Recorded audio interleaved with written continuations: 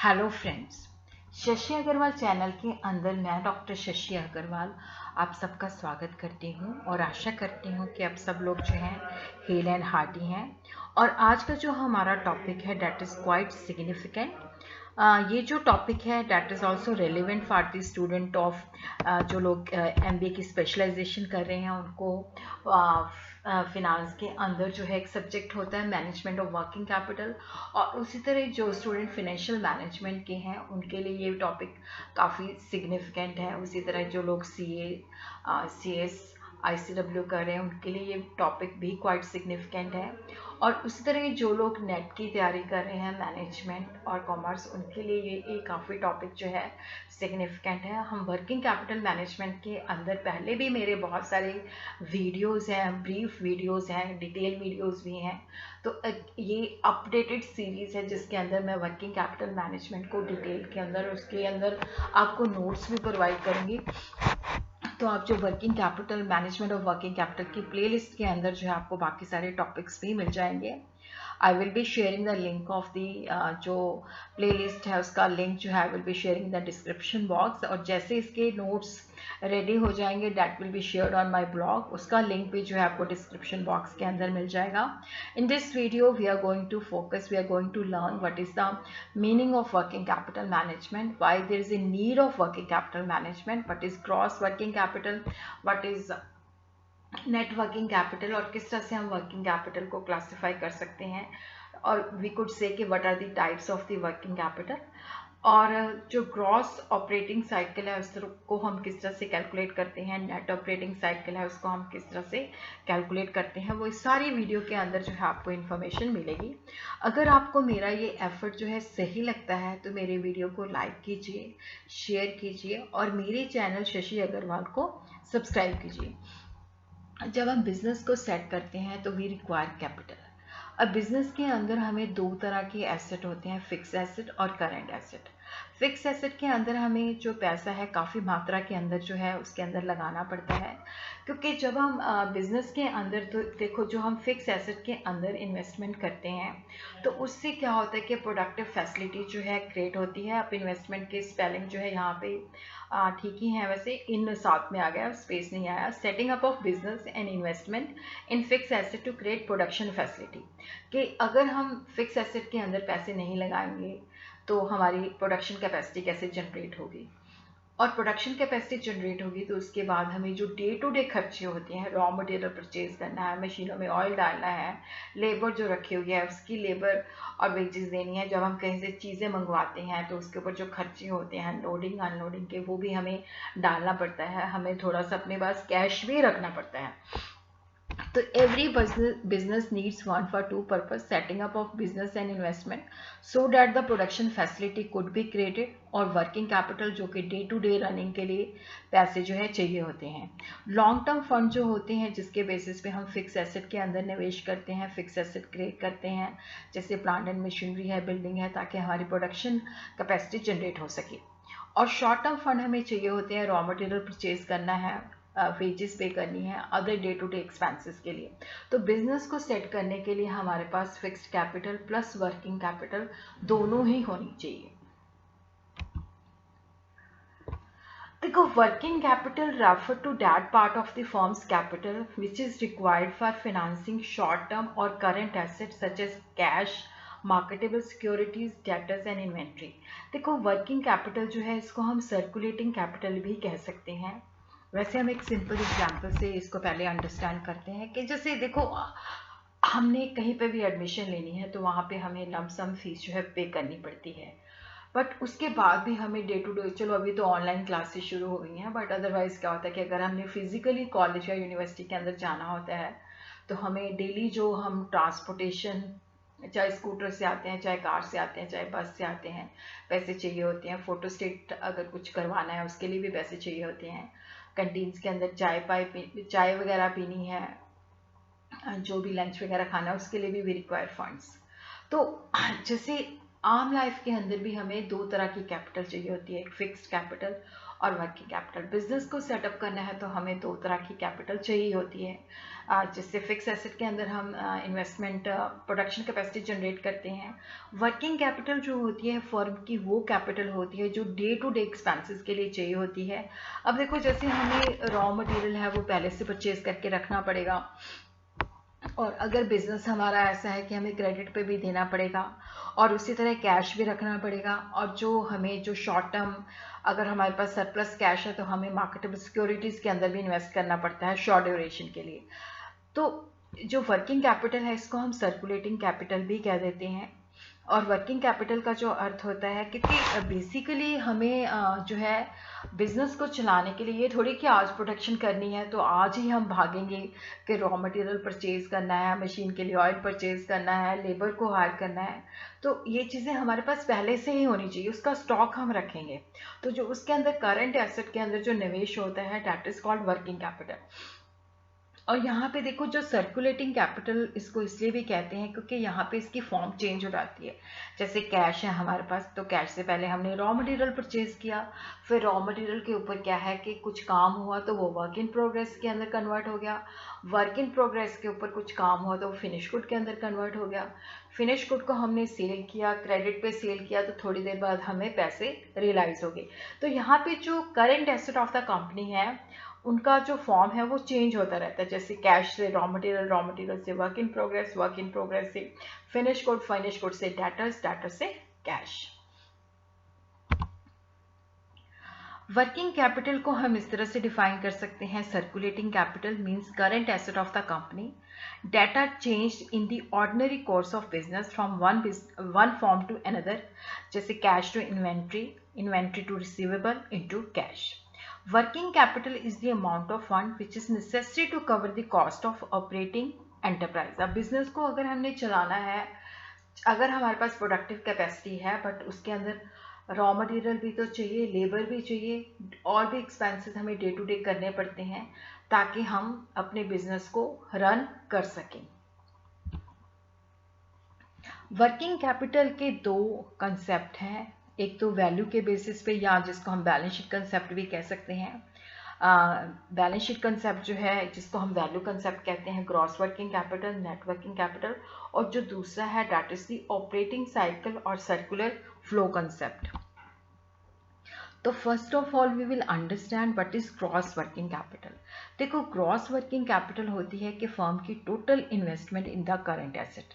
Current asset कौन सी assets होती हैं जिनको हम कैश के अंदर बड़ी जल्दी जो है देखो, वो करंट एसेट जो है वो एसेट्स होती हैं जिनको हम with in less than 1 year जो है कैश के अंदर कन्वर्ट कर सकते हैं। और करंट एसेट के अंदर देखो ये है कि थोड़ा बहुत कैश भी हमें रखना पड़ेगा, शॉर्ट टर्म इन्वेस्टमेंट जो होती हैं, डेटर जिनको हमने क्रेडिट पे दिया है, बिल रिसीवेबल, स्टॉक, और कुछ प्रीपेड एक्सपेंसेस भी होते हैं। और उसी तरह क्या है कि ग्रॉस, क्योंकि जब हम वर्किंग कैपिटल का ब्रॉडर वे लेते हैं तो इसका मतलब होता है ग्रॉस वर्किंग कैपिटल, तो जितना फंड हमने करंट एसेट के अंदर इन्वेस्ट किया है। Current assets are those assets which in the ordinary course of business can be converted into cash within a short period of normally 1 accounting year. तो यहाँ पे जो करंट एसेट्स हैं वो एसेट हैं जिनको हम बड़ी जल्दी जो है लेस देन 1 ईयर के अंदर जो है कैश के अंदर जो है कन्वर्ट कर सकते हैं।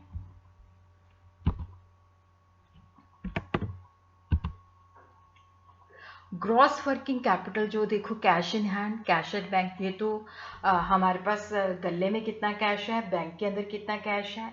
ट्रेड डेटर्स होते हैं जिनको हमने क्रेडिट पे दिया है, बिल रिसीवेबल होते हैं जिनको हमने बिल ऑफ एक्सचेंज सेल किया है तो उनसे बिल ऑफ एक्सचेंज एक्सेप्ट करवाया है।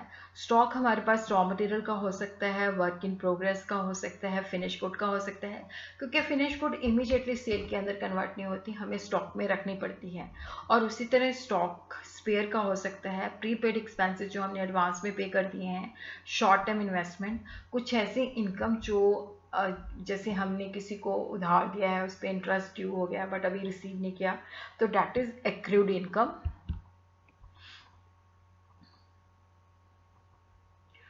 और ग्रॉस वर्किंग कैपिटल जो है देखो दो चीज़ों के ऊपर फोकस करती है कि how to optimise the investment in the current asset.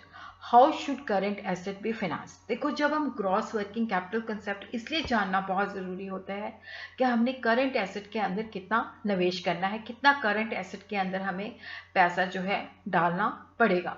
और यहाँ पे हमारी जो करंट एसेट की जब हम बात करते हैं, how to optimise the investment. Optimising का मतलब है कि ना बहुत ज़्यादा होना चाहिए, ना बहुत कम होना चाहिए, सफिशेंट होना चाहिए, ना तो एक्सेसिव ना इनएडिक्वेट। एडिक्वेट जितनी हमें रिक्वायरमेंट है उससे ज़्यादा हमने निवेश नहीं करना, उससे कम निवेश नहीं करना। हाउ शुड करंट एसेट की फिनांसिंग कहाँ से होगी, लॉन्ग टर्म होंगे, शॉर्ट टर्म होंगे। अगर लॉन्ग टर्म होंगे तो कहाँ से लेना है, शॉर्ट टर्म लेना है तो कहाँ से लेना है। फिनांसिंग मैनेजर मतलब he should have the knowledge of financing of source of working capital thoroughly, उसको पता होना चाहिए। और जब हम नेटवर्किंग कैपिटल की बात करते हैं तो ये नैरो सेंस के अंदर होता है। और यहाँ पे नेटवर्किंग कैपिटल का जो मतलब होता है that is the current asset minus the current liability, that is the excess of the current asset over current liability. Net working capital which is equal to current asset minus current liability. Net working capital positive भी हो सकती है, अगर हमारी current asset current liability से ज़्यादा है तो पॉजिटिव है, अगर हमारी करंट एसेट करंट लाइबिलिटी से कम है तो वो नेगेटिव है। करंट लाइबिलिटीज़ वो लाइबिलिटीज़ होती हैं जो हमने शॉर्ट पीरियड जो कि लेस देन 1 ईयर के अंदर जो है पे करना होता है। अगर करंट एसेट हमारी जो है करंट लाइबिलिटी से ज़्यादा है तो इट इज़ पॉजिटिव, अगर करंट एसेट जो है करंट लाइबिलिटी से लेस है तो it is negative working capital.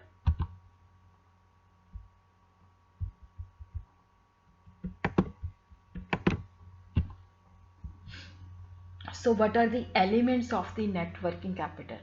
अब देखो, हमें पता चल गया कि ग्रॉस वर्किंग कैपिटल जो होती है that is the investment in the current asset, cash in hand, cash at bank, trade debtors, bill receivable, stock of spares, prepaid expenses, short-term investments and accrued income. Current liabilities, bill payable, sundry creditors, outstanding expenses जो due हो चुके हैं but less than 1 year के अंदर हमने पे करने हैं, शॉर्ट टर्म लोन जो हमने लिए हुए हैं, डिविडेंड पेबल है, बैंक ओवरड्राफ्ट अगर वो करंट लाइबिलिटीज है तो ये करंट एसेट है। इसके अंदर से जब हम टोटल करंट लाइबिलिटी माइनस कर देते हैं तो we have net working capital. अब क्वेश्चन ये होता है कि gross versus net working capital. देखो, gross working capital is a going concern concept कि हमारा बिजनेस काफ़ी लंबे समय के लिए चलेगा और यहाँ पे हमें करंट एसेट के अंदर निवेश करना पड़ेगा। नेट वर्किंग कैपिटल जो है that is the accounting concept, that is the qualitative concept, जिसके अंदर अगर मैं कहूँ कि मेरे पास इतनी करंट एसेट है तो उससे मेरी सिचुएशन बेटर है या ख़राब है नहीं पता चलता। बट जब मैं कहती हूँ कि मेरे पास इतने करंट एसेट है, इतने करंट लाइबिलिटीज़ हैं, तो उससे क्या है कि मुझे मेरे बिजनेस की जो शॉर्ट टर्म लिक्विडिटी पोजीशन है उसके बारे में नॉलेज होती है। ये दोनों कंसेप्ट जो होते हैं ये नहीं है कि इंडिपेंडेंट है, ये दोनों एक दूसरे के साथ जुड़े हुए हैं और दोनों की महत्वता है। ग्रॉस कंसेप्ट को हम इसलिए प्रेफर करते हैं क्योंकि ये फॉर्म से हमें पता चलता है कि करंट एसेट के अंदर हमने कितना निवेश करना है और यहाँ से हमें पता चलता है कि क्या क्या करंट एसेट। अब देखो, करंट एसेट के अंदर कैश भी है, कैश इन हैंड भी है, कैश एट बैंक भी है, ट्रेड डेटर्स भी हैं, बिल रिसीवेबल भी है, तो कितना कितना किसमें निवेश करना है, कितनी हमें टोटल करंट एसेट के अंदर पैसा चाहिए। और उसी तरह क्या है कि ये जो है बेसिकली इससे हमें पता चलता है कि इतना हमारा निवेश है, इतनी हमें जो है रिटर्न जनरेट होनी चाहिए। और उसी तरह क्या है कि जब हम नेटवर्किंग कैपिटल की बात करते हैं तो ये क्वालिटेटिव कंसेप्ट है जो हमें बताता है कि करंट एसेट इतने हैं, करंट लाइबिलिटीज़ इतनी हैं, तो क्या हम इस पोजीशन के अंदर हैं कि हम अपनी शॉर्ट टर्म लाइबिलिटीज़ को चुका सकते हैं, क्योंकि ये ऑर्गेनाइजेशन की फाइनेंशियल साउंडनेस, उसकी लिक्विडिटी, उसकी शॉर्ट टर्म जो सोलवेंसी पोजीशन है उसको हाईलाइट करता है। और शॉर्ट टर्म वैसे जो रेशियो है वो 2:1 के 2 हिस्से करंट एसेट के होने चाहिए, एक हिस्सा करंट लाइबिलिटी का होना चाहिए। तो जो शॉर्ट टर्म क्रेडिटर्स हैं उनके पास कितना मार्जिन ऑफ प्रोटेक्शन है, कितनी सिक्योरिटी है। और उसी तरह क्या है कि ये जो नेट वर्किंग कैपिटल है ये हमें सजेस्ट भी करता है कि जो हमारी वर्किंग कैपिटल है उसके अंदर कुछ हिस्सा जो है लॉन्ग टर्म सोर्सेज से आना चाहिए। और उसी तरह देखो, जब हम कंक्लूजन करते हैं तो ये नहीं है कि ग्रॉस इज मोर इम्पॉर्टेंट और net working capital is more important, both are important. क्योंकि नेट कंसेप्ट जो है बेसिकली जब हम बात करते हैं पार्टनरशिप एंड प्रोप्राइटर के लिए बहुत सुटेबल है और ग्रॉस कंपनी जो है that is very much suitable to the company, क्योंकि यहाँ पे ऑनरशिप, मैनेजमेंट एंड कंट्रोल जो होता है सेपरेट होता है। और उसी तरह क्या है कि हमें कितना निवेश करना है, कहाँ से फंड्स आएंगे, तो ग्रॉस भी जानना ज़रूरी है। नेट जो है क्वालिटेटिव कंसेप्ट है, जिससे हमारी शॉर्ट टर्म सॉल्वेंसी पोजीशन पता चलती है। ज़्यादातर जो मतलब नेचुरली ऑर्गेनाइजेशन के अंदर नेटवर्किंग कैपिटल जो है that plays a very vital role, कि कितना करंट एसेट है, कितना करंट लाइबिलिटीज़ है, हमारी शॉर्ट टर्म सॉल्वेंसी पोजीशन क्या है। अब हम देखते हैं operating cycle circular concept. Operating cycle means the length of the time required to convert raw material. देखो, ऑपरेटिंग साइकिल का मतलब होता है रॉ मटेरियल कितनी जल्दी वर्क इन प्रोग्रेस के अंदर कन्वर्ट हो जाएगा, और उसी तरह वर्क इन प्रोग्रेस जो है कितनी जल्दी फिनिश गुड्स के अंदर कन्वर्ट हो जाएगा, फिनिश गुड जो है कितनी जल्दी रिसीवेबल के अंदर कन्वर्ट मतलब सेल हो जाएगा, और सेल कितनी जल्दी कैश के अंदर कन्वर्ट हो जाएगी। तो ये साइकिल जो है ये सर्कुलर कंसेप्ट होता है। फिर दोबारा से जैसे हमारे पास कैश आता है वो कंसेप्ट शुरू हो जाता है। तो इसकी ड्यूरेशन कितनी है? The speed duration required to complete the requirement of the working capital longer the period the longer, क्योंकि देखो अगर ये पीरियड जितना लंबा होगा उतनी ही हमें वर्किंग कैपिटल की जरूरत होगी, जितना शॉर्टर होगा उतनी ही हमारी वर्किंग कैपिटल नीड जो है कम होगी। अब हम यहाँ पे देख रहे हैं कि देखो जैसे पहले हमें कैश चाहिए, कैश से हम रॉ मटेरियल परचेज करते हैं, फिर हम यहाँ आ जाते हैं वर्क इन प्रोग्रेस, फिर फिनिश गुड, फिर हम सेल करते हैं, सेल से अगर वो क्रेडिट सेल्स हैं तो डेटर से रियलाइजेशन होती है, या अगर हम कैश बेसिस पे करते हैं तो हमें क्या है कि कैश इमीडिएटली मिल जाता है। तो जैसे ही हमारे पास कैश आता है दोबारा से वो साइकिल शुरू हो जाता है।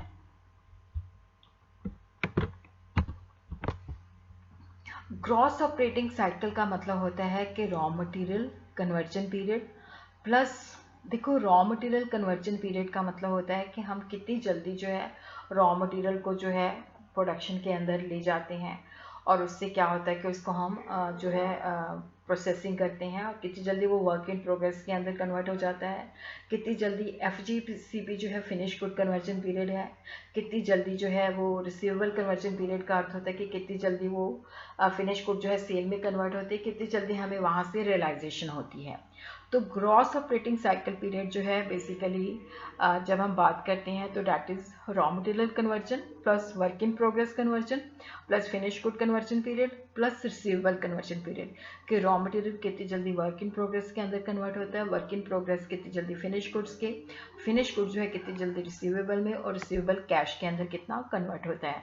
नेट ऑपरेटिंग साइकिल के अंदर से क्या होता है कि अगर हमने जिस क्रेडिटर से हमने माल परचेज किया हुआ है वो हमें क्रेडिट पे देता है, तो उसकी पेमेंट जो है कुछ देर के बाद है, तो हम क्रॉस ऑपरेटिंग साइकिल के अंदर पेबल डेफरल पीरियड के जो हमने कितने डेज के अंदर उसका भुगतान करना है वो माइनस कर देंगे, तो वो नेट ऑपरेटिंग साइकिल कहलाता है।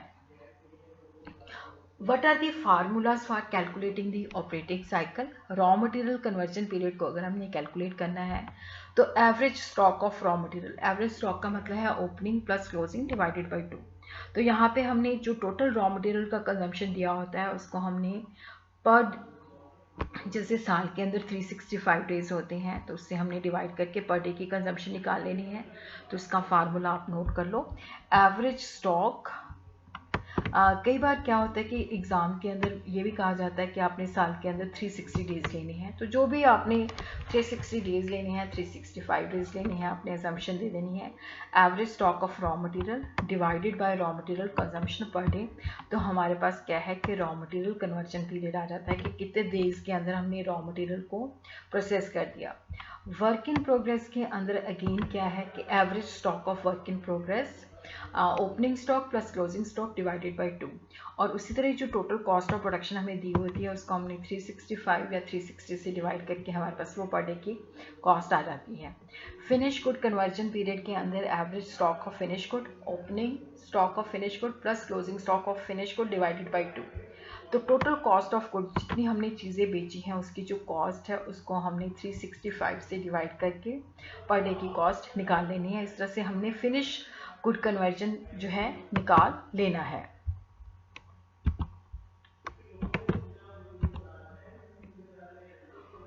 और उसी तरह रिसीवेबल कन्वर्जन पीरियड जो होता है जिसके अंदर opening and closing receivables divided by net credit sales per day, total जो नेट क्रेडिट सेल्स है, टोटल पर नेट का मतलब होता है कि जो हमने परचेजेस रिटर्न किए हैं, तो जितनी भी हमारी नेट क्रेडिट सेल है उसको अगर हमने पूरी दे रखी है तो 365 से डिवाइड करके पर डे निकाल लेनी है।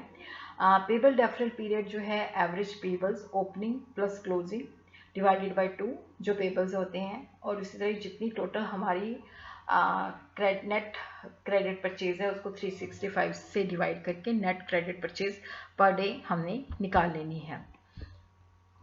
अब देखो इसी को हम एक एग्जाम्पल के द्वारा करते हैं तो ज़्यादा क्लियर हो जाएगा।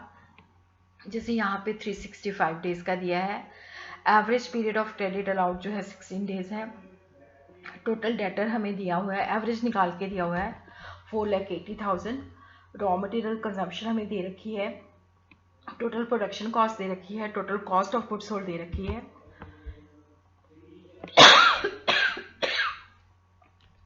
सेल ऑफ द ईयर दे रखा है, और जो एवरेज स्टॉक है raw material work in progress finish good वो हमें दे रखा है। अब देखो पहले हमने रॉ मटेरियल कन्वर्जन पीरियड निकालना है, तो average stock of raw material हमें दे रखा है, रॉ मटेरियल कंजम्पशन पर डे हमने निकाल लेनी है, जितना टोटल रॉ मटेरियल का कंजम्पशन है उसको हमने 365 से डिवाइड कर देना है, तो फार्मूले के अंदर हमने डाल देना है। तो यहाँ पे हम देखते हैं कि हमारे पास ये अप्रॉक्सीमेटली 27 डेज आ जाते हैं।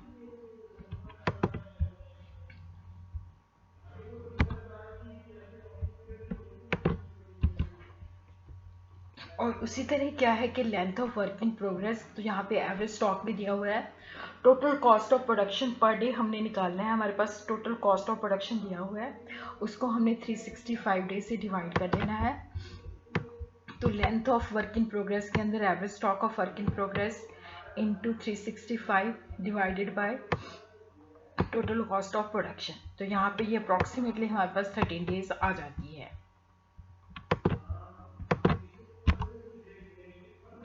और उसी तरह length of finish good conversion period हमने निकालना है, तो हमें average stock of finish good दिया हुआ है, अगर नहीं दिया हुआ ओपनिंग प्लस क्लोजिंग दिया हुआ तो 2 से डिवाइड कर लेना है।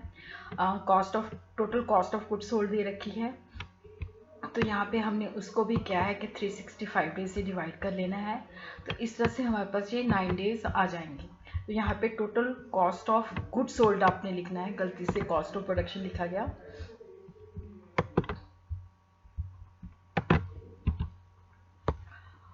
Period of credit allowed to debtor जो है average of total debtor outstanding divided by sales per day, sale per day हमने निकाल लेनी है, टोटल सेल्स दे रखी है उसको हमने एज्यूम किया कि वो क्रेडिट सेल्स है, उसको 365 से डिवाइड किया, और यहाँ पे हमारे पास जो डेज आ जाते हैं वो 11 डेज आ जाते हैं।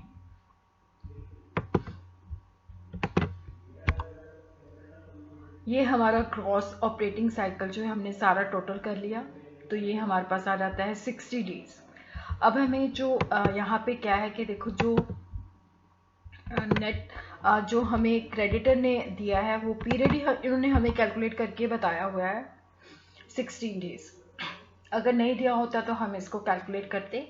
ग्रॉस ऑपरेटिंग साइकिल जो है 60 डेज है, तो 60 में से 16 हमने माइनस कर दिए तो 44 डेज है, तो ये नेट ऑपरेटिंग साइकिल है जिसको हम कैश कन्वर्जन साइकिल भी कहते हैं, कि 44 डेज लगते हैं तब हमारे पास जाके क्या होता है कि कैश आता है।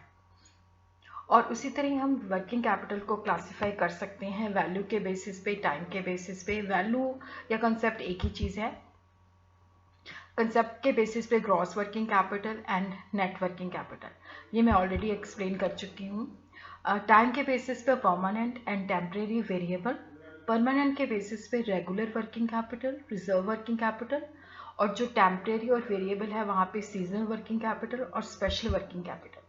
देखो जो परमानेंट और फिक्स्ड वर्किंग कैपिटल होती है ये मिनिमम इतना, मतलब हमें जो है minimum amount of working capital जो हमें हमेशा चाहिए ही चाहिए होती है, ताकि हम जो काम है हमारा जो करंट एसेट है उसकी सर्कुलेशन कर सकें, कैश से रॉ मटेरियल से वर्क इन प्रोग्रेस कर सकें।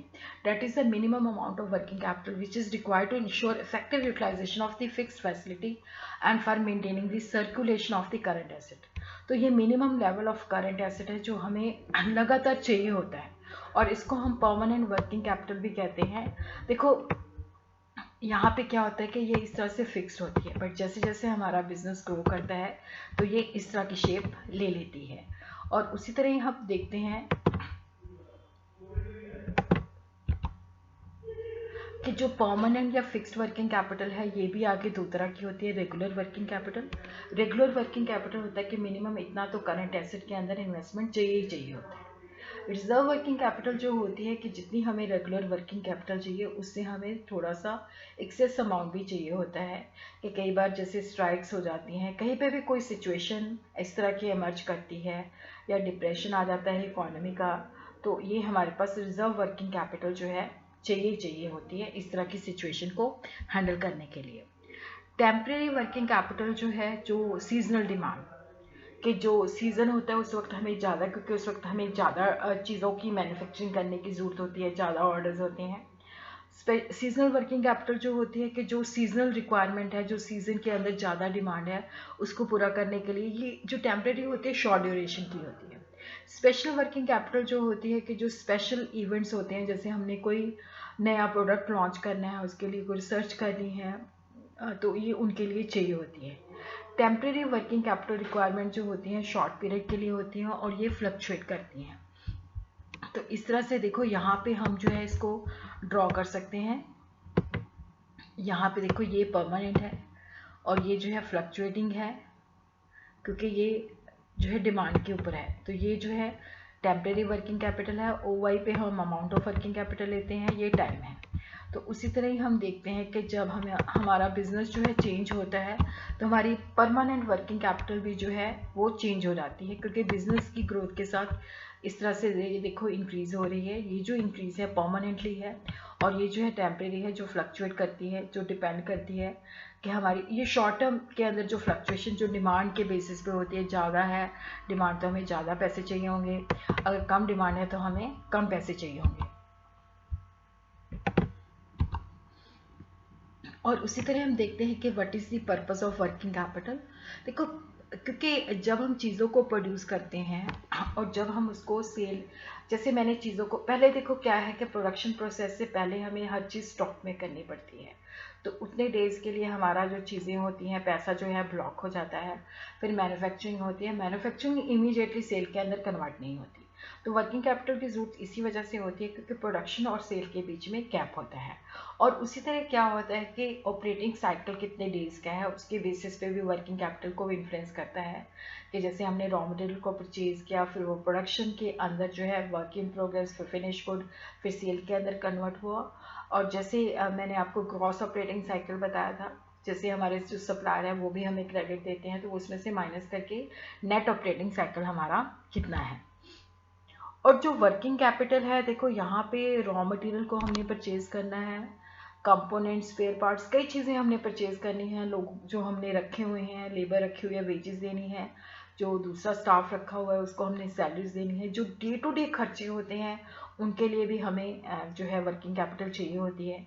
और उसी तरह जब हमारी चीज़ें मैन्युफैक्चर हो जाती हैं उनकी पैकिंग के लिए, उनकी एडवर्टीजमेंट के लिए भी पैसे चाहिए होती हैं।